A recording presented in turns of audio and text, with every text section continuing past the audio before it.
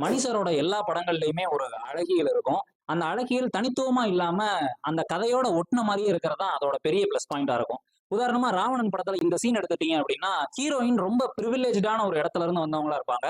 அதனாலேயே அவங்களுக்கு கடவுளோட தலைக்கு நிகரா இருக்கிற மாரியே ஷாட் வைப்பாங்க. கரெக்ட்டா ராவணன் அந்த இடத்துல உட்கார்ந்து இருக்கிற மாரி இருக்கும். அந்த இடத்துல இருந்து அவன் எந்திரிச்சு வர்றது எங்க இருந்து வருவான்னு பார்த்தா, கால்ல இருந்து எந்திரிச்சு வருவான். பின்னாடி வந்து நான் ஒடுக்கப்பட்டவன் அப்படின்னும் சேர்த்து சொல்லுவான்.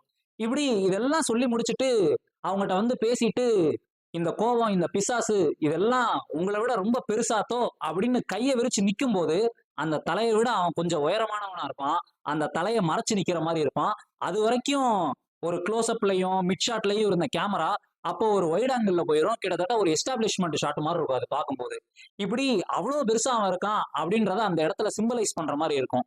இப்படி கேமராலயும் சரி, ஷாட் டிவிஷன்லயும் சரி, கதை சொல்றதுனால தான் மணி சாரோட படங்கள் எல்லாத்துலயுமே விஷுவல்ஸ் ரொம்ப யுனிக்கா இருக்கு.